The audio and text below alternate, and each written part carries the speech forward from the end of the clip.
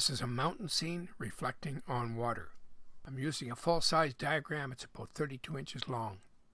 Using Logic Trace, the first thing I'm going to do is select the 4 points. I'm going to define the 4 corners of the diagram. You can see here where I'm selecting the 4 corners.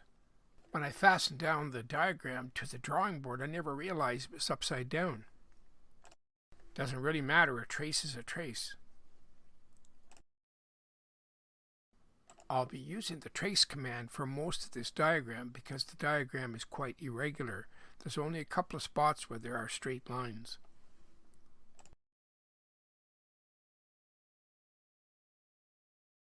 The other thing worth mentioning here is that initial trace, that perimeter of the diagram, that's a long trace. It starts at the top there, goes all the way around to the bottom of the mountains, and right back to where I started. That was a long trace, but it worked out just fine.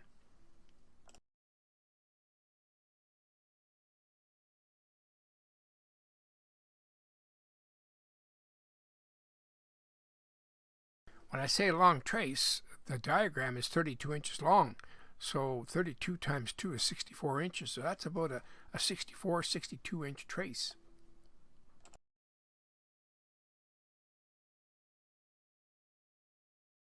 You can see that trace here being completed.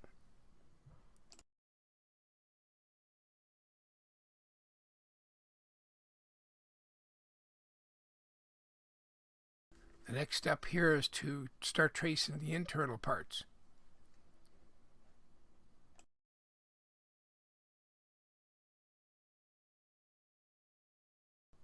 I used the trace command pretty well for the whole diagram.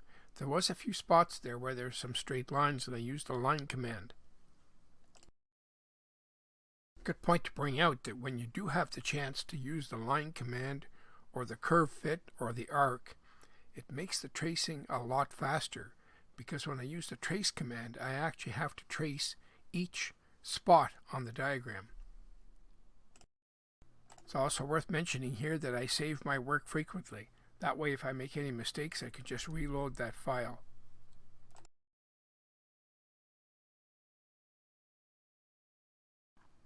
I like to mention that I use a red pencil to mark off the spots where I start my trace.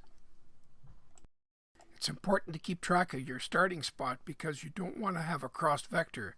So if you come around tracing and you overtrace the spot where you started, that will cause a crossed vector, and that has to be edited out.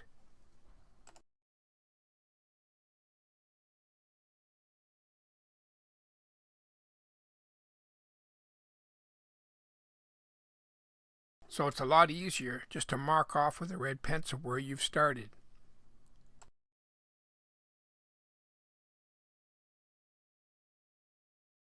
This shows where I selected the line command.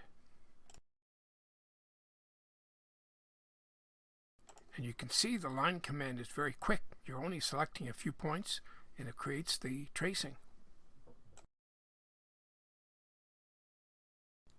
One unique feature is the ability of the program to extend the control window to another device like a cell phone or an iPad. This way you can make your selections right beside you, real close to where you're tracing. The control window is the window on the left-hand side where you're making all your selections with those buttons, the line, tracing, curve fit, or arc. Getting finished up here with the tracing, so the next step is to save that final file. And I'm going to load that file directly into the laser software for the cut. First thing I do when I load that file into the laser software is to run the simulator in that package to see how much time it's going to take to do this cut. It showed it was going to be around 12 to 14 minutes. This barn board really cuts well, makes a nice fine cut. I'm using a 300 watt CO2 laser. It cuts metal, non-metal. I also use about 28 psi of air. That's what makes the cut so fine. I like using that barn board panel because you don't have to paint it or spray it or protect it. You just cut it and your work is done. Here I've removed all